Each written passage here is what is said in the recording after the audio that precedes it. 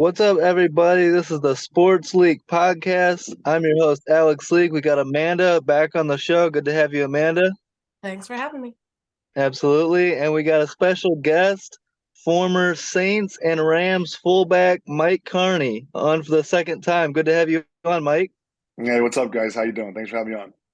Absolutely. Doing great. And this is my favorite time of the year. The football season's officially started, finally. After all these weeks and months of talking about it, we finally get some football. And we started out Thursday night, the season opener, Lions and Chiefs. I was fully expecting, the Chiefs to take care of business and win by double digits, but no Travis Kelce, no Chris Jones. Mike, what did you think about the way the Lions go into Arrowhead and stun the Chiefs? I had them picked. I really did. I'm a huge Dan Campbell fan. Okay. We're cut from the same we're cut from the same cloth. He's a heck of a coach. I mean, he had me dialed in. I was watching every Hard Knocks last year when there was Hard Knocks Detroit Lions 2022, and he's a heck of a coach. I'm not surprised that they went in. Yeah, Chris Jones didn't play, Travis Kelce, but here's the thing about the Lions, guys. I played against the Lions the year in '08 when they went 0-6. Mm-hmm. Okay, to winning, right? And so you can say, yeah, the Chiefs had two of their best players out, but the Lions for many, many years have been a team that has found a way to lose a game like that they should win. So I think it was a huge win for that organization based on that. Yeah, I think if Kelsey's in there, Jones, it might be a little bit different. I think those guys are worth at least 1 point, as that game ended. At one Yeah. point in the favor of the Detroit Lions. But I like what Dan Campbell's doing. Jared Goff looks good. Their defense looks really stingy. So I think they're going to be turning some more heads. So I was actually happy for the Detroit Lions, to be honest with you. As soon as Kelce was out, I picked the Lions to win as well. I mean, without Kelce, Mahomes had to spread the ball to 11 different receivers. Like, he didn't have anyone he clicked with. I mean, they traded away a few of their, other good receivers, and without Kelce, there just wasn't a way they were going to pull it off. And we were joking about Dan Campbell. He's not afraid to do anything. Like, oh, first quarter, first possession, let's just go for it on fourth down. Fuck it. Like, what? Yeah, on his own Crazy. 20-yard He's line. Yeah, off his Yeah. mind. I love him. I love it. Yeah, that's hard to root against them. I'll tell you that much. Yeah, it is weird for a Packers fan and a Bears fan over here to be Nah. rooting for the Lions to win, but we definitely were not Team Chiefs. Yeah, and it's crazy. Like you said, Mike, the Lions are usually a team that finds a way to give these games away, but it seemed the opposite on Thursday night. Kadarius Toney couldn't make a catch. Sky Moore, Mahomes was hitting him in the hands, and it's still going back for a pick six. So credit to the Lions, a great win. And then right on cue, they lose that game and they go and sign Chris Jones, 1 year deal worth up to 25 mil. Makes a lot of sense because they couldn't stop David Montgomery when they really needed to late in that game. Yeah, they couldn't stop the run, but another thing is the Chiefs couldn't run the ball either. So Yeah. it just looked to me like it was a one-man show, and Mahomes was trying to do everything. As you mentioned, the receivers weren't catching the ball. 11 different receivers touched the ball. You got to have a run game, especially if you lost one of your best players in tight end Travis Kelce. So there was no run game, and then that defense for the Lions really was able to kind of zero in and make them one-dimensional.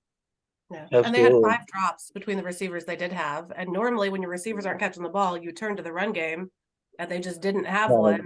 Yeah, it was a shit show. Yep. Then go to Sunday. The Falcons beat the Panthers 24-10 in Bryce Young's NFL debut. Young throws 2 interceptions. Bijan Robinson looked good. Mike, what's your thought on Bryce Young? Are you worried about his lack of size, being a smaller quarterback? Going into the draft, I like CJ Stroud better. He's built like an NFL quarterback, 6'3", 215. Bryce Young, I have some questions on. How do you think the Panthers are going to do with Bryce? It's gonna be a rough road ahead. I mean, not rookie quarterback. I don't care how good you are. Mm-hmm. Bryce Young is NFL ready. He came from Alabama. That's a great system that he's in there. It's probably the closest to an NFL system that you see. at Alabama that really carries over to the NFL. And Bryce Young, I live out here in Southern California, not too far from Mater Dei. Mater Dei is Okay. about 40 minutes away. That's where Bryson went to high school. So don't know him personally, but know of him very, very well in his play. He's been a stud ever since he's, been at Mater Dei, did phenomenally well in college at Alabama. He's just going through the rookie growing pains as a quarterback. I think he'll get better. I'm not worried about his size. There's a Hall of Fame quarterback I played with, Drew Brees, that they said the same thing about him. I'm not comparing him to Drew Brees, but I'm saying that at this day and age, the way the game is, quarterbacks, I don't see that as a problem for Bryson. I just see this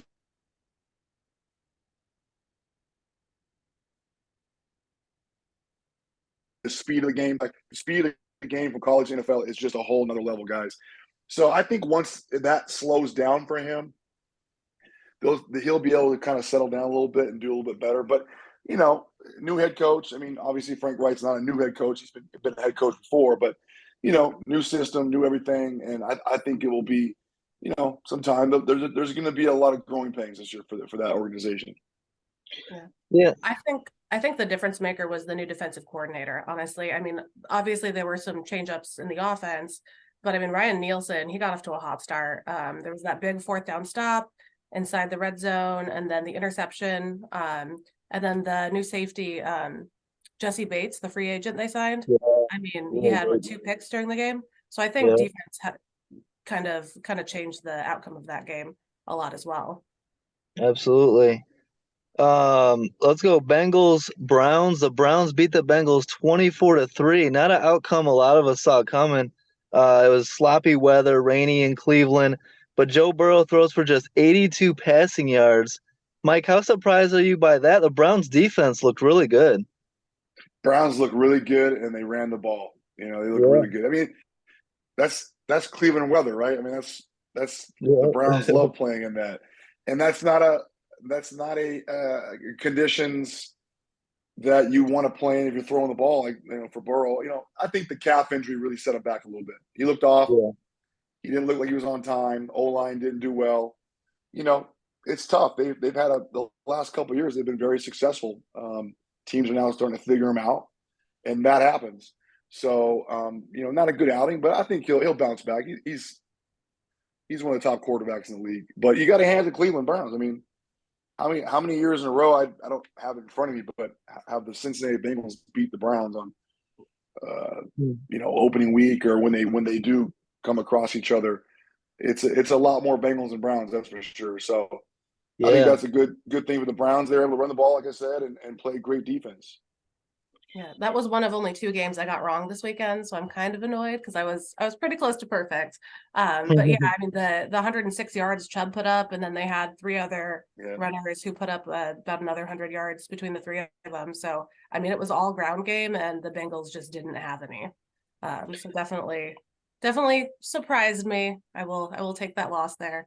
But I picked better than Alex this week, so You got lucky though. You got lucky. but I get lucky every week. Like, when am I less than 80% right?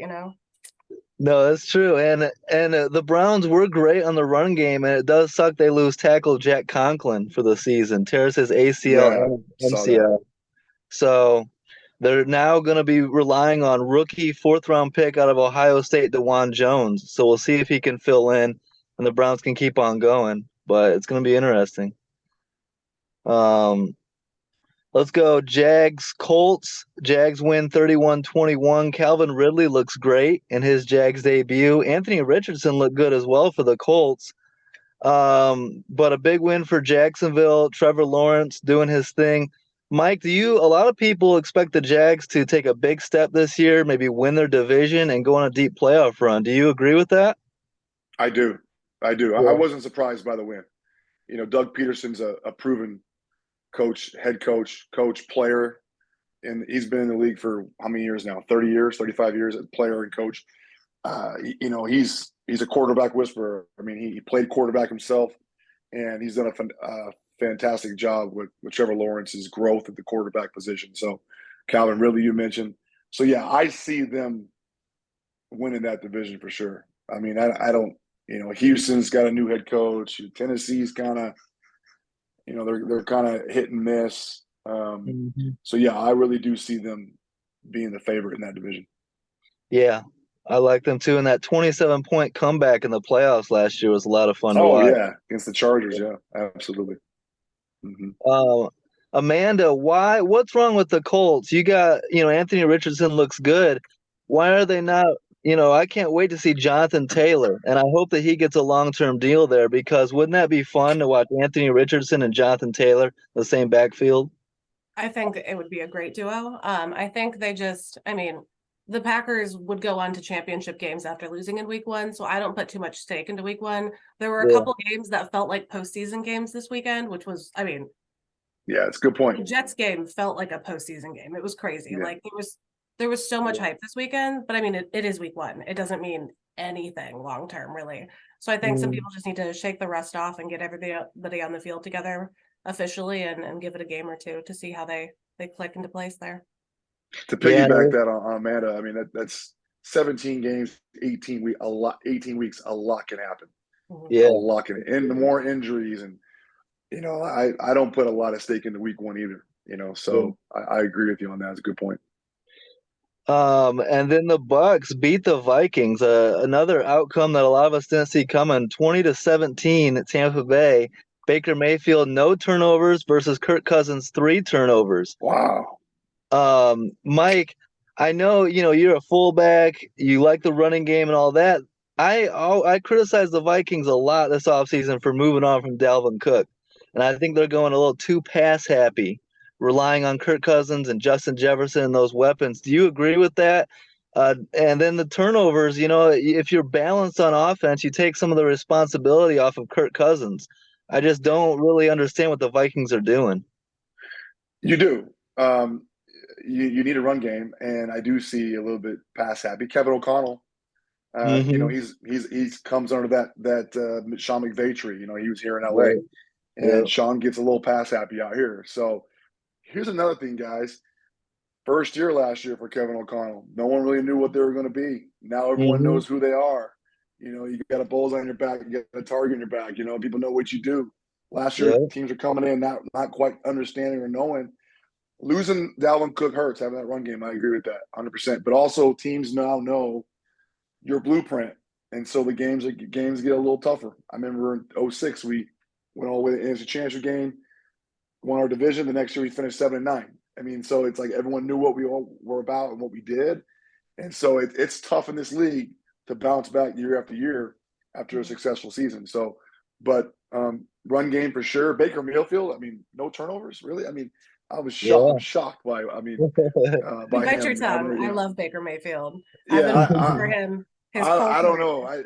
know. Yeah, he's hanging on. I don't see him doing much more than maybe get into the playoffs, maybe. But I don't. Yeah. He's not a quarterback that's gonna take them He all the way. he's the Dan Campbell of quarterbacks. He does not care. He will Oh sacrifice my his god, body. not even He will close. no, I just mean Not like the even way they just close. don't give a shit. Like they'll I go for it. know. Like he I doesn't care. He know. will I throw know. himself. He will take a hit. He does not care. He Yeah. doesn't like see any danger coming. Like unlike Geno Smith, who saw Aaron Donald coming for him. He's like, oh my God. Like Baker Mayfield just be like, okay, and take the hit. Like he's not afraid of anything. And True. he's really Very fun to true. watch. He I woke do Far he think woke far up far feeling cry from dangerous. Tom Brady though. yeah. And I do Yes. think the Vikings are also playing on the potential of Jordan Addison. Like they're like, Yeah. we have a good receiver. And I think they're like, all right, we have two good receivers. This one's not really, he caught 4 of 6 of his passes. So I think they see his potential and they're focusing on that passing game, even though, he's just a rookie. Like give him some time to warm up to that. And they need to kind of ease him into it more. I think they were trying to throw him off the deep end there. Got to run Yeah. the ball though. Got to run the ball.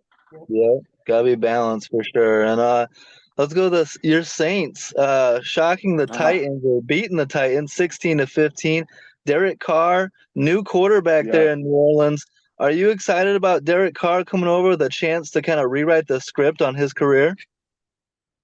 Yeah, I think it's great for him. I'm not really excited for him. I mean, I don't know anybody in that organization anymore. I know the equipment guy, trainer, couple former teammates are working in the organization, but like Michael Thomas is him, Yeah. Cam Jordan, but didn't play with those guys. But like that team has been so There's been so many changes. Yeah. I'm happy for Derek Carr. He got the rough end of the stick there in Las Vegas last year, and I think it's a chance for him to resurrect his career. And he's got a head coach, Dennis Allen, who coached him when they were in Oakland, when Hmm. Dennis got his first head coaching gig many years ago. So happy for him. I think he'll do well. Quite shocked. Mike Vrabel usually has his team ready to play, but again, it's week one. Week one. I Yeah. think Tennessee's they like to run the ball with Derrick Henry. I got no problem with that. I think that's a team that will only get better. And New Orleans, I don't know. I don't know what they're going to be. Yeah. I think they'll be fine. Their biggest thing too is a run game, making sure they get Kamara going, all that stuff. Yeah. Absolutely. And Amanda, Ryan Tannehill throws 3 interceptions. And then one of my biggest beefs is Kevin Byard should have had a fumble return for a touchdown. That would have really changed the outcome of that game. But the refs called it, they blew the whistle dead and called it incomplete mid-return. And Yeah, you look I on saw that. replay, it was an obvious fumble. And even on replay, they called it incomplete. The NFL needs to get together on some of these replays and these calls. And most importantly, don't blow return dead. I hate that. Yeah. Well, the commentators even said, "Oh, it's week one for them too." But like I mean, they do. We don't need to cut referees slack. They shouldn't be affecting No. games. So that's my trigger point there. I do think that the Saints have a lot of young defensive talent that played really well too. So that helped there. Brian Breezy got 2 quarterback hits in the game, which was nice to see from the rookie. Yeah. So it ended the way I thought it was going to end. But it was really sloppy on both sides. Yeah. Mike, do you agree with me? At the end of games, they always hold coaches and players accountable with post-game interviews. Do you think they should also interview officials post-game and hold them accountable too? No, because I mean, it would be every game. It'd be every game, and then Yeah. the NFL's never going to let that happen. I mean, the fans would have a feast day on that, right? I mean, I get it; they're human. I mean, they make mistakes, but no, I don't think that's necessary. Why twist the knife even deeper when they're probably going to only go with the call they made on the field anyway, right? Yeah. They're never going to admit Double that they might have down. been wrong. They're never going to admit Yeah. that they might have been wrong, Yeah. and that's why they have replay. But I agree. Let plays play. Don't Hmm. just blow it dead. Don't just blow it dead. And I think that's something. Hopefully, they'll get better at this year. Yeah, absolutely. 49ers blow out the Steelers. I thought this was going to be game of the weekend, and it turned into a bloodbath, 30-7 in Pittsburgh. Brock Purdy comes back from the injury, looks great. Brandon Ayuk looks great. And then to add salt in the wound, the Steelers lose defensive tackle Cam Hayward for a couple weeks as well. So a bad weekend overall for the Steelers. And the 49ers, I keep waiting for them to win a championship. They've had the team to do it. If they can stay healthy, the Niners are my team to beat, really, in the NFC. What do you think, Mike? Yeah, that you just kind of hit the nail on the head. It's about staying healthy. Yeah. That's a team that has issues with staying healthy. If they can stay healthy, they got the defense. Purdy is steady. I'm really impressed with his play at quarterback. You got Christian McCaffrey, who's a Swiss Army knife. You can put Yeah. him anywhere, right? Slot, receiver, running back, wildcat, quarterback. I mean, they looked really good. I mean, if you're gonna put someone in the Super Bowl after week one, Yeah. that's the one team that I watched. I was not surprised by the thrashing that they put on Pittsburgh. Pittsburgh's they're not the same team. Hmm. They got a lot of problems on both sides of the ball. You mentioned Hayward's out now. That's going to hurt. But San Fran, they're a well-oiled machine. I'll be at the game this Sunday. They play against the Rams here in LA. I love Man. watching them play. I'm a big fan of Kyle Shanahan. I think he's Hmm. one of the best coaches in the league, if not the best coach in the league. His play calling. I mean, he still runs plays. I remember back when I was playing that we ran. He still runs a man and gap scheme. And right now, all you see is a lot of zone and outside zone, inside zone, but he really likes to line up and get after 2 tight ends, 3 tight ends, puts a fullback in there with use check. So I'm a big fan of his game, and I think what they do, he runs the ball, he Hmm. controls the time of possession, and then he makes the throws based off a play action. So they look really good. I What do will you? say the Yeah. just real quick, I know there's not a lot of positives to say about the Steelers, but TJ Watt is putting in for Defensive Player of the Year. My man Yeah. had 3 sacks, 2 forced fumbles, a fumble recovery, 1 tackle for loss, 5 quarterback hits. Like he tried to carry that team and he did what he could, but I mean he's one person, so you need an offense too. But he played a hell of a game, so shout out to him for that, and for Ayuk for all the fantasy football points this week. I won by 100 points, so it was a good week one for my fantasy team. Amanda, what do you think of that Steelers offense? They've got Najee Harris, George Pickens, Pat Freiermuth. Is Pickett the guy, or are we still not sure on that? I mean, Two gloves, Kenny, I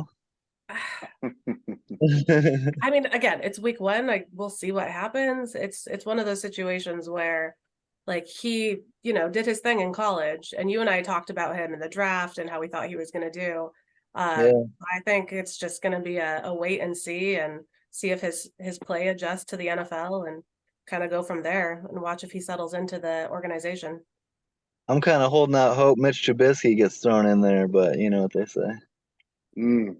I'm a Trubisky fan, so. He is. Oh boy. I like Mitch, but only for fantasy team naming purposes, because you can sub his name in for another word that rhymes. You Move, can you can move, yeah. move Mitch, get out the way is a great team name. That's the only reason I like him. But I will draft a player just for his fantasy football team naming. But I still want it works. Mike, the Commanders beat the Cardinals. Sam Howell, a couple turnovers keeps the game close. And the Cardinals, what are the Cardinals doing? Are they tanking for Caleb Williams? I mean, Kyler Murray's still hurt. They could have kept Colt McCoy. They cut him. So they're throwing out Josh Dobbs. I don't really get what the Cardinals are doing. Do you? No, because of who they hired. Have you Yeah. Steichen's the head coach in the Colts, right? Which was Yeah. he was the offensive coordinator for the Eagles last year, right? And it's Yeah. Gannon, right? Is it Yeah. Gannon, Yep. head coach of the Jonathan Cardinals? Gannon. Have Yep. you seen him address his team? Yes. It was terrible. I'm like, his first team meeting, I was like, who's going to play for this guy? It was Yeah. awful. I Yep. mean, if you can't get an NFL locker room, because listen, every one of us is intrinsically motivated. We don't need rah-rah speeches, but we do want to know that you know what you're doing. And when you watch his first team meeting, I was watching going, how can you play for this guy? I don't know what they're doing. I think they hired the wrong Philadelphia coach. They should have went with Steichen, got an offensive guy. This Yep. Gannon guy, I'm not a fan of. I don't think they might be trying to tank. I've heard a rumor that the Bidwells might be selling. I don't know. There's some things about that. Who knows, man? But that organization, they hired my buddy Cliffy Kingsbury a few years ago. That was a disaster. So I don't see this being any better than what they just had. I agree 100% on Gannon. I'm not a fan. And No. yeah, that Oh, yeah. Amanda, what do you think on that? I mean, are they openly tanking for Caleb Williams? Do you think that's the plan? I don't know what's going on there. Well, I mean, if they're gonna have Dobbs as their guy, they need to like let him live through the season. Hmm. I mean, he got demolished.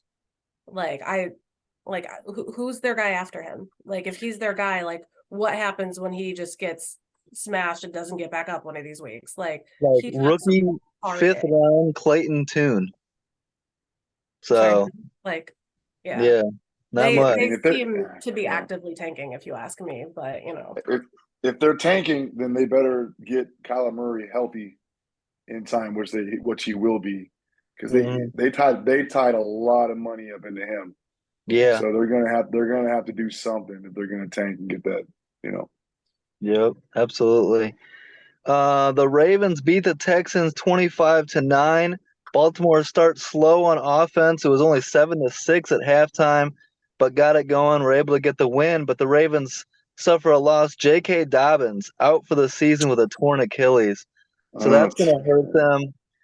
They were supposed to be a high-powered offense this year with Todd Monken, losing J.K. Dobbins. And, do you think this offense gets it going? How do you see the Ravens going this year, Mike? When you get a new coordinator in, and Monken was in Georgia, right, the last few years, did a fantastic job there. Won 2 national championships. It's tough. It's tough. I mean, you got to get used to a new system.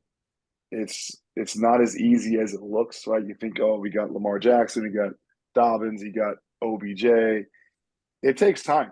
It really does take time. I think that he rights the ship, though. I think they get back on track. The question mark is, who can replace Dobbins? Because they do have the firepower, and they do have Lamar Jackson. They do have the receivers on the outside. So, I think they'll right the ship. Monken will get it right. He's a good coordinator. Mm-hmm. I think it was nice to see Zay Flowers kind of live up to everything we hoped he'd be in the draft, too. I mean, he finished the game with 11 catches and 87 yards. So it was nice to see him be able to kind of step in and fill up the gap for receptions there. But they do have the receivers. Now the running back situation just needs sorted. But, I mean, the Ravens are in my top 4 for Super Bowl this year. So we'll see if they can fill that gap now. But, I mean, that was a big loss for them. Yeah. Very tough division. We'll see if the Bengals bounce back. The Browns looked good. And we'll see on the Steelers if they bounce back. But Packers destroy my Bears 38-20. This was very disappointing. The Aaron Rodgers era is finally over. And Jordan Love comes in and immediately throws 3 touchdowns, no turnovers. Very disappointing as a Bears fan. Mike, what can we do? Why are the Bears fans just getting their ass kicked by Green Bay, and it doesn't even matter who the quarterback is? That's a great question. I don't know what's going on. I really don't know what's going on with that organization. Because when I was playing, they were Lovie Smith, Urlacher, Lance Briggs, Devin Hester, Rex Grossman did a pretty good job when he was there. Yeah. I mean, I don't know what is wrong with them. The Packers probably have it. Can now all the fans can have a sigh of relief. Yeah. Jordan Love is able. He looks like he's able to take over. There's obviously a question mark probably coming this year for a lot of the fans, even probably for the organization. But the Bears, I don't know. Justin Fields looks pretty good. I don't know if it's a coaching thing. I don't know if it's a personnel thing. I mean, they're kind of building too. I mean, they have a new GM, right? This is the second year. Second year, yeah. So, it just takes some things. Just take time. I mean, this is a business of right here, right now. Mm-hmm. And some things it just take time, and he's got a little more patience. But I know you Bears fans have been waiting for too long. No, our patience is running up. Yeah, and Amanda, you gotta be. I can see why. Amanda, you gotta be happy though. Jordan Love looked pretty good for his first start of the season, at least. I mean, he looks good. I was pleasantly surprised by Jaden Reed. He did better than I thought he was going to do. I mean, if you look at our locker room this year compared to last year, like half of our team is in New York. Like I miss Alan Lazard, something fierce. That loss hurt more than Aaron Rodgers because like it was Rodgers' time to go. It was not Lazard's time to go. So for me, like I didn't have a lot of faith in our receiving core. I mean, Christian Watson's great, but wasn't on the field. So I was concerned. I do think that again, it is week 1. We won't get too wrapped up in what happened, but it was definitely a sense of relief seeing how much the team backed him up. And his post-game interviews, like they were hyping him up. Rashawn Gary was, picking him up and interrupting his interview. So it's nice to see the cohesive locker room and the love for love. Well, that was stupid. But, it's nice to see them win a game with the new quarterback because Packers fans are spoiled. I was a Brett Favre fan, and then we moved to Aaron Rodgers. And it would be fair if we took a break from winning the division, give somebody else a chance. Yeah. but still nice to see some talent in the new quarterback. Just to, not planning on winning the division year one with him, but it is nice to see that there is some potential there, and it's definitely a good relief for us, I think. For me, another beef that I had with this game, we traded last year midseason for wide receiver Chase Claypool from the Steelers and kind of hoping that he had something left in the tank. And this offseason, he was talking a lot about how he's going to prove the doubters wrong. Mike, in this game, he showed a very poor effort blocking. Didn't want any interest in anything like that. What do you Yes. see? What do you say? What do you think when you see a wide receiver that just gives no effort, no interest in even trying to block somebody? It's not good. I saw the clips. It's not good. Yeah. I don't. He might have been. You got a guy that's already checked out who said he was going to prove some doubters wrong. Yeah. That's a locker room issue. I don't know if it's a money thing or it's a scheme thing. He doesn't like the fact that he's not getting the ball or whatever it is. That's week one. Like what? Yeah. Like I can see like after the first 6, 7, 8 weeks, like you could see some guys getting a little bit irritated or frustrated with the play calls, but something else is going on there. I'll be interested to see what it is. Yeah, absolutely.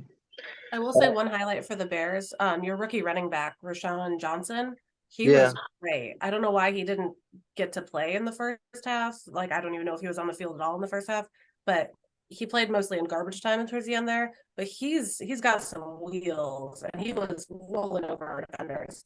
So I think he's going to be a good producer for you guys. We need him to be a star, like a hidden gem that we found in the draft because we moved on from David Montgomery. He looked great in Detroit in week one. So, as a Bears fan, I'm not the happiest at the moment, and we'll see if things turn around. Raiders beat the Broncos 17-16. Jimmy G comes through in the clutch, and the Broncos kicker Will Leck kind of cost them with a couple kicks. Mike, you played for Coach Sean Payton. Do you Mm-hmm. think that he can turn things around in Denver and get Russell Wilson back playing at an all-pro level? Yeah, maybe. I don't know. I mean, Russell Wilson's. I just don't see it. Yeah, I don't see it. I think he's got. I've read reports that Sean's telling him he's got to stay away from the limelight and the Hollywood stuff because of his wife Ciara and all that stuff. I think that's really been a distraction to his career, to be honest with you. yeah, And it's affected his play at quarterback. And I'll tell you this, Sean's going to give you an opportunity to resurrect your career and get it right, but he doesn't have a lot of patience. yeah, So if Russell does what everything he says to do and stays true to it and commits to it, he's got a chance. But I just don't know if he can do it. Sean, I think the opening kickoff was an onside kick. I mean, I don't know why he's doing that, but that's a little much for the first game. But we'll see with Russell Wilson. Hopefully, he can get it right because he's got the right guy to do it. Help him. yeah, absolutely. Uh, Amanda, were you surprised that the Raiders getting a week one win against the Broncos? Jimmy G looked not bad. If he can stay healthy, maybe they can be competitive. I mean, Let's the Klutz lost that game for them. Like, I don't know how you're missing those kicks. They weren't hard kicks. Yeah, I do think that Jacoby Myers really helped the Raiders there in that win. yeah, He was all over the field. He got 2 touchdowns. Like his hands were great during the game, so I think he definitely helped him out. One highlight for Denver beyond their, special teams. It was really nice to see Javonte Williams coming back from that career-threatening injury he suffered last year and putting yeah, up such good, some comeback player of the year stuff right there, I think. But I know there was another injury during the game. Kareem Jackson, I think, yeah. took out Jacoby Myers late in the game. So it was a rough week for both sides of the ball there. Am I surprised the Raiders won? No, the Broncos didn't show up to play. Yeah. But that was one of those just sloppy games. So that was kind of a toss-up. Yeah, we'll see if either of these teams can get it turned around. They've been kind of disappointing in recent years. So, Eagles beat the Patriots 25-20 in Foxborough. Patriots were down 16-0 early, but fought back. Had a couple opportunities to steal the win, couldn't get it done. Mike, what's your thoughts on Mac Jones? Is he the future in New England? It's quite a big drop off from Tom Brady, and they haven't really, I don't know if Mac Jones is the guy long term. Do you think he could be? I think this is a pivotal year for him. Yeah. I think it's also a pivotal year for Bill Belichick, guys. I think there's been rumors. I've been reading reports that this might be his last year there. Yeah. So, I mean, it could be both of them. Mac Jones has done a pretty good job. I mean, who's going to replace Tom Brady? Yeah. It's hard to do that. Big shoes to fill, but he's done pretty good. He'll be fine. He's got Bill O'Brien back as his offensive coordinator. Mm-hmm. They're getting back into the swing of things. I mean, he's had how many coordinators? He's had about 3 or 4 in his career, right? Already. I mean, so Yeah. he's got to get some consistency with Bill O'Brien, but it doesn't work out. They don't do well this year. I think it could be more than just Mac Jones. I agree. And hiring Bill O'Brien was really smart. Last year, it couldn't get any worse than having Matt Patricia and Joe Judge calling offensive plays. I never understood that. You have a special teams coach who got fired as a head coach of the Giants. Patricia's been a defensive guy his whole career. Yeah, made no sense. I think they played in Arizona. I think it was a Monday night game, and you saw the little argument between Patricia and Mac Jones. So that's got Yeah. to be hard. I mean, you got guys that really haven't been on that side of the ball calling plays. Yeah. Yikes! Yeah. um. I would just like to call out the Patriots defense, they tried. I mean, their offense threw out picks and, let turnovers happen. But their 2 edge defenders had a sack each, and New England's defense held the Eagles to under 4 yards per carry and 4.3 yards per pass, which is as good as anyone did against the Eagles last year. So if Yeah. their offense and, putting in effort as well, I think the game would have had a different outcome. But I mean, shout out to their defense for at least trying and for getting a pretty good handle on the Eagles there. Eagles are a very tough team. They kept it close. Dolphins win a shootout over the Chargers 36-34. Teron Armstead was out, so I was worried about protecting Tua, and no sacks allowed. Khalil Mack, Joey Bosa couldn't get a single sack, and the Dolphins put up 36 points. Mike, are you buying what the Dolphins are selling? Loaded offense, and if Tua can stay healthy, that's the big question. If he can stay healthy, be there for the late run going into the playoffs, maybe the Dolphins can make some noise this year.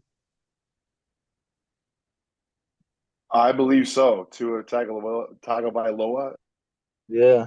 it looked really good yesterday on Sunday, and Tyreek Hill looked good. I think Mike McDaniel hired Vic Fangio for defensive coordinator. He's not a good head coach, but he's a great D coordinator. Design of defenses. He was in San Francisco all those years with Jim Harbaugh and went to the Super Bowl. Yeah. Kind of the unsung hero. I think that was a huge hire for them defensively. And it looks like some of the off-season training with jiu-jitsu and some of the other things that Tua was doing, as maybe paid off a little bit, but they look good. I agree with you on Vic Fangio. Whenever someone brings up Matt Nagy's 2018 Coach of the Year award, I always say that was Vic Fangio's award. I agree. I agree with that. I think it's interesting that the Chargers have had all this talk about how they're going to fix their defense, and they brought in, Brandon Staley. He's defensive minded. He's going to, fix things up for them. But there was no defense in that game. They allowed 531 yards of offense, despite recording 2 takeaways. But they just didn't stop anything from happening. So I'll be interested to see if that defense comes together as the season goes on. Yeah, I've been calling for Brandon Staley to be fired for like 3 seasons now. I don't think that he's a good game manager or head coach. He might be an all right defensive coordinator, but they blew the 27-point lead in the playoffs, and now you allow a franchise record for passing yards. It's not a great time right now to be Brandon Staley. Uh, One of the more shocking games of the week, Rams blow out the Seahawks 30-13. Seattle was up 13-7 at halftime. Everything was going to script, and then the Rams pull away in the second half. Mike, were you surprised by that? Matthew Stafford's back healthy. No Cooper Kupp, but he was able to get some guys going, and the Rams put up a lot of points on what a lot of people are calling the Legion of Boom 2.0. So a pretty impressive showing for the Rams. It was, for me, you're looking at the youngest team in the NFL. Mm-hmm. Over 40 new players or 40 new rookies. I was watching their preseason games up close and personal. I'm like, I don't know one player on this team. This is like it's been revamped. Yeah. I think that game was to me the surprise of the weekend. I did not see them going into Seattle, putting up that many points and beating Seattle in Seattle. That's a tough place to play. Yeah. And you don't have Cooper Kupp. So they showed up their defense, and this is a young team. Like I said, Stafford looked good. They looked good. So, it'll be interesting this week coming up against San Fran here at home. But definitely the surprise game of the week for me. I was not. It wasn't even close. I mean, based on what I saw in the preseason, I Yeah. was like, "There's no way this team probably wins probably 4 or 5 games." I mean, Yeah. they look like a well-oiled machine. So they got some youth, but they got some guys, doing a good job and being coached well. Yeah, Yeah. Amanda, you're in Seattle. That Seattle fans cannot be happy after that. Oh, I just avoid Seattle fans. It's fine. My daughter has grown up in a Broncos dad, Packers mom household, and she will see Seattle fans out here and just be like, "Ew, gross." I'm like, "Bro, we live here. Shh, you can't do that." Uh, well, in that game, the offense for the Rams surprised me more than the defense. I Yeah. knew they were going to have the defense coming to the season, but they had 2 new running backs, both put up 119 yards. Their young receivers played really well. So I was pretty surprised by that. And it'll be interesting to see what the rest of the division does, because I mean the Rams team 2 years ago is completely different than the team they have now, but they did just win a Super Bowl. So it'll be interesting to see if they can come back with all that young talent that's new to the team. Absolutely. Cowboys destroy the Giants 40-0 on Sunday Night Football. I did not see this coming either. In New York, I thought the Giants were going to get the win. And it just from the very get-go went, haywire for the Giants. Those NFC East rivalry games are very unpredictable, in my opinion. You never know how those are going to go. Mike, what was your thoughts on the Cowboys' ass kicking of the Giants? Well, I was not surprised by their defense. Their defense was picking off Dak Prescott in training camp. I think one day they picked him off 7 times. Wow. Dan Quinn's a heck of a defensive coordinator. I mean, Yeah. he's really turned that defense around. Mike McCarthy's a guy that drafted me in New Orleans. I played for Mike in my rookie year. He's an offensive coordinator. He's now taking over the play calling duties this year. Offense looked a little rusty. I did like how he was mixing and matching his play calling. He is a really good play caller. He knows what he's doing offensively. I think the offense comes around. Their defense looked like the '85 Bears. I mean, that defense just took over the game. I mean, it was 15-0 in the blink of an eye, and then it was 21-0 or 22-0 before you know. So that's a really good sign. Week 1, if your defense is stellar, that's you can offense will come around. The offense typically comes around later in the NFL. Yeah. The defense coming out like that, that's a great sign, because defense, as long as you stay healthy, will only continue to get better. And then the offense eventually catches up, and that's when things really come together, for big things, playoffs and beyond. Yeah. Amanda, were you surprised by that outcome? No. Well, I mean, the Giants are a hot mess as far as I'm concerned. It was raining, and I mean, the morale seemed down on the first snap of the game. The Giants they just didn't look like they cared what I don't know happened. how And I that mean, happened week one. How is a team no show week one? I So don't weird. know. I mean, I get maybe they watched all the Dallas hype videos this week and just got in their heads, but they just did not seem like they wanted to try. There was no effort. It was sloppy. Like obviously the turf and the rain had a little bit to do with it, but I mean it was sad. Mike, you've played in the NFL quite a few years. You've been in a lot of locker rooms. How does a team, what's the big difference between a team showing up and not showing up? Like, can you kind of see it going into the game, or can you feel it, or how does that work? You kind of cut out. Say it again. I'm sorry. The connection cut out. Say it again. The Oh, no question. worries. I was saying, like, how can you tell when a team's gonna show up or not show up? Like, can you tell if a team is ready to play or not ready to play in the locker room? No, Or, yeah, no. I mean, you on your own team you can kind of sense something, but yeah, not an opponent. But yeah, that's hard. I don't think Dallas had any idea that the Giants were going to lay that big of an egg. yeah, And Amanda already alluded to it, the weather, but the weather didn't seem to bother the Cowboys. yeah, They're coming from the dry heat of Texas. yeah, So if it would have affected anybody, it should have affected the Cowboys. The living in New York, they got storms rolling through there all summer long, thunderstorms with the humidity. So it was a bigger shock that the Giants played so horribly. I would have yeah, thought maybe that would have been the other way around. yeah, Yeah. 100%. So speaking of big shocks in the NFL, let's talk about that Jets game. I Yeah, mean, nobody nobody saw any of that coming. A, Aaron Rodgers going down, B, the Jets coming back to win without him. Like there's a reason they brought in Aaron Rodgers because they didn't think Zach Wilson was ready. I mean, I would love to hear your take on that whole situation, Mike. Yeah, I watched all the Hard Knocks this year with it.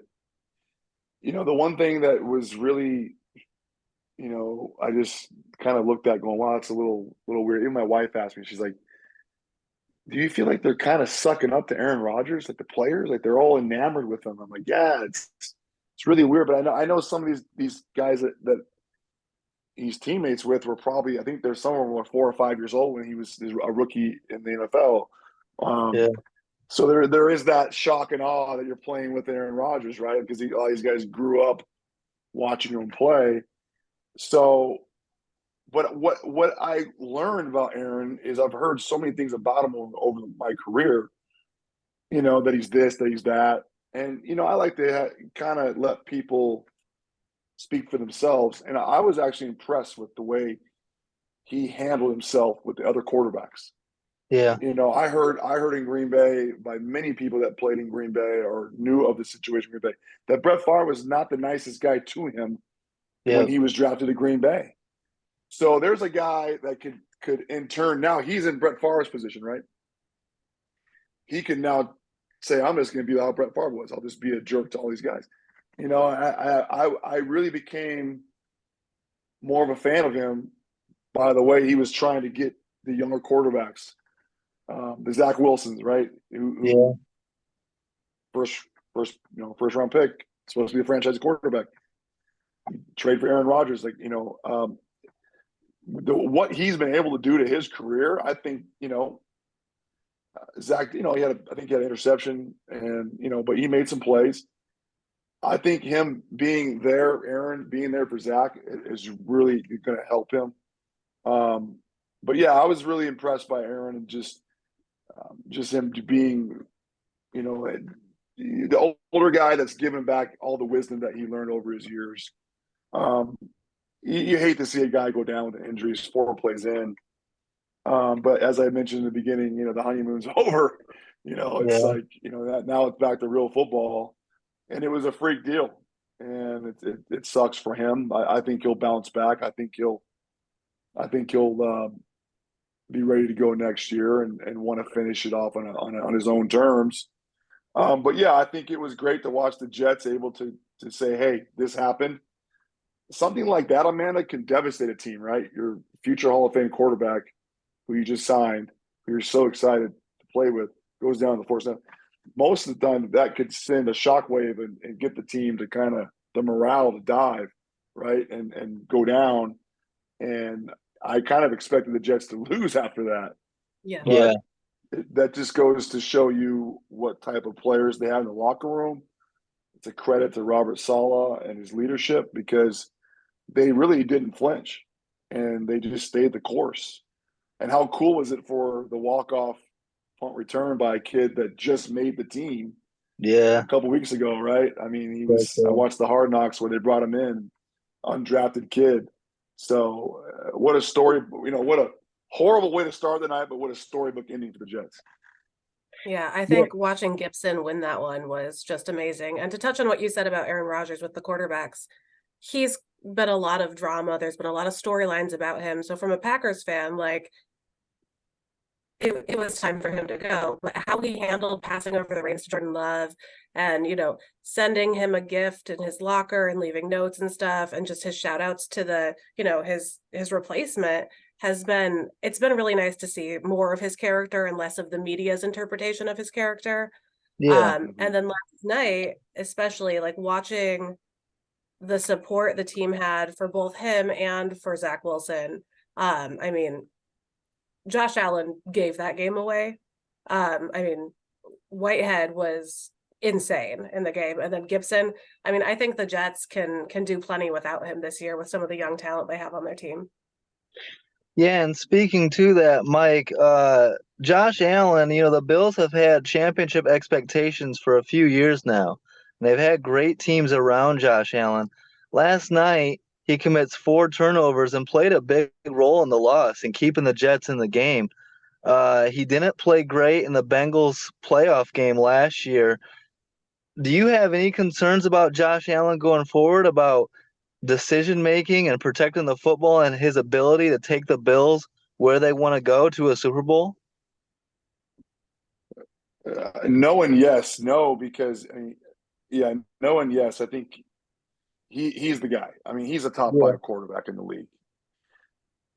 Yes, from the standpoint where he tends to put pressure on himself. You could tell last night he was forcing things. Yeah. He was trying to make play. He has a tendency to do that. Where he's at his best, guys, is that when he lets the game come to him. Mm-hmm. So I felt like he was kind of forcing and pushing things that shouldn't have been there.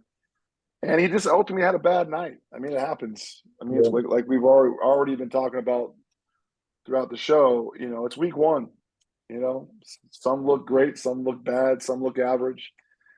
I don't think his performance last night is, any sign of, hey, you need to move on from him, or you might want to think about getting someone else. I would take anybody. I would take Josh Allen over anybody. Yeah. Right now. Considering what's out there. But yeah, I think he does a better job as a quarterback when he lets the game come to him. He takes what the defense gives him, right? It felt like he was trying to force things and make things happen. Yeah, I agree with that. Amanda, I know you have a fullback question for him, right? Listen, fullback is one of my favorite positions. I know they're kind of considered a dying breed, but I'd love to hear your opinion. They're dead. It's not dying, it's dead. 19 teams had fullbacks last year on the active roster. But there's only been 19. one fullback drafted over the past 5 years. The Ravens in 2021, it was Ben Mason in the 5th round. They waived him less than a year later. But the most utilized fullback last year was Kyle Juszczyk for the Niners. He played exactly 50% of offensive snaps. What is your take on the necessity of the fullback and the future? I know you just said it's dead, but can it come back? I mean, did you say there was 19 on the roster? I don't know. 19 teams had fullbacks on their roster last year. I didn't see that. I mean, I'm not saying you're wrong, but I watch a lot of football on Sundays, and I'm like, I don't see 19 fullbacks on the roster. That's interesting. On the field, yeah. I mean, the only 2 I legitimately see are Juszczyk in San Fran and Pat Ricard in Baltimore. Yeah. And I know Pat Ricard very well. We interact from time to time on social media. Great guy, great dude. Came in the league as a D lineman, I think it was, in Delaware. Juszczyk is in a beautiful situation in San Fran with Kyle Shanahan. Think Yeah. about Kyle Shanahan's past with his dad, Mike Shanahan, in Denver. I mean, West Coast offense, man. The fullback is the centerpiece of the offense. He had Howard Griffith in Denver for many, many years. Mike Shanahan came under the coaching tree of Bill Walsh. Bill Walsh had Tom Rathman and Roger Craig, right? So Kyle Shanahan knows the value of the fullback position. Now, is Kyle Juszczyk a guy that's going to thump you and get down the middle yet? No, he's kind of a Velcro type blocker. He'll cut you. He'll just kind of get up on you. But he's so versatile, with his route running and pass catching. Yeah. And it's hard to find a guy like that. And it's hard to find a guy that fits in that system that he's playing in San Francisco. You look at Pat Ricard in Baltimore, they just want a guy to be a thumper, right? He's a thumper. He's a guy just what they want to get in there, run power, run lead, get up there and put your hat on a hat, right? So the two of those guys fit the systems based on what they're being asked to do very well. Do I see it coming back? No, because the college game has gone so much to the spread and pistol that it's when I was coming out of college, there was 29 out of 32 teams that had fullbacks. And you could probably name all 29 of them. And there was William Henderson in Green Bay, Max Strong in Seattle. There was Lorenzo Neal in San Diego, Tony Richardson in Kansas City. I can go on and on. So, and the college system I played in Arizona State was a pro-style system. And you had a lot more pro-style systems 20 years ago. But the game has evolved. The game has gone away from it. They've gone more spread, more passing. So, therefore, it's hard to find a Kyle Juszczyk. It's hard to find a Pat Ricard. You typically go and find a linebacker that's a late-round pick or undrafted guy, and then they turn him into a fullback now. So, but 19 fullback, that's crazy. But there's only two that I really watch, and those two I watch because they do a great job, and they really have they're carrying the torch on. Not nowhere near of the guys that I played with or against or played with in our positions, but and what they asked us to do when I was playing, it was a lot more physical game. But Yeah. I would love to see it come back, but I don't see it happening. I remember Lambeau Field erupting when John Kuhn did his thing, like with the Goon. Yeah, I John love Kuhn, yeah. Yeah, I loved Yeah. the old school fullback. Like it was beautiful. But I know there's, the transition into the H-back, the hybrid, it's such a specialized position. It is nice that there are a few left though, but I just kind of wanted to hear your take as a, fullback back in its prime before, they started transitioning to more of the widespread that they're doing now. Yeah, I found a T-shirt online that says "Fullbacks are American heroes," so I wear that around town very, very proudly because the position is a very unsung position, just like an offensive line position, right? You're pretty much a sixth offensive lineman, and I didn't care about if I didn't get the ball, and that was the great part about coming up through the NFL when I did, having all those other great fullbacks around the league. They had the same mentality and pride in the position that I had, and I kind of see that with Kyle and Pat in San Fran and Baltimore. Hell yeah. Excellent takes on that. Mike, what are you up to nowadays? Are you a football coach? What are you up to in your post-career? Yeah, so I have a 12-year-old and a 9-year-old boy. My 9-year-old's flag and we're baseball. So I got some athletes in the house. We're constantly busy. My 12-year-old, I'm coaching. I'm the head coach of his 12U Pop Warner team here in Southern California. Nice. I became their head coach last year for 11U. We went all the way to Florida last year at 11U, and we finished third in the nation. Wow! Out of 1,186 teams. That's So that was amazing. Congrats. a really, Yeah. thank you. It was a very cool journey to take 11-year-olds that some I knew, some I didn't know, and kind of bring them together and teach them the game, the fundamentals, the techniques, and do things the right way. And we were able to go all the way to Florida. Went to Orlando. We played. We were one game away. We lost in the semifinals to a team from Kansas City in Orlando at the Pop Warner Super Bowl. But yeah, so I'm doing that. We're back. We got game 4 this week. We're 3-0. Nice. We're vying for 4-0 this Saturday. So right now I'm coaching my boys. Baseball when it's baseball, football when it's football. I do the uniform stuff for the Rams. I check on the players and making sure that they're dressing properly. So like Hmm. I said earlier in the show, I'll be at the Rams Niners game with a clipboard and checking guys' socks and making sure Yeah. jerseys are tucked in. This is my That's 8th good. year doing that, and I enjoy doing it because it puts me right back in my world on Yeah. the football field. So Hell yeah. Well, thanks a lot for coming back on the show. I had you on a couple years ago. It's great to get yeah, you back on and talk some football. And best of luck in your coaching career. I hope you guys win it all this year. And appreciate it. Yeah, best of luck with the Rams gig. Really appreciate you taking the time to come on the show. thanks for having me on. I'll be more than happy to come on anytime, guys. Awesome. Appreciate it. Okay, Don't forget to like, subscribe, leave a comment. Let us know what you think. We'll be back next week for weekly content. So stay tuned for that. Good job, Amanda. Great as always. And peace out.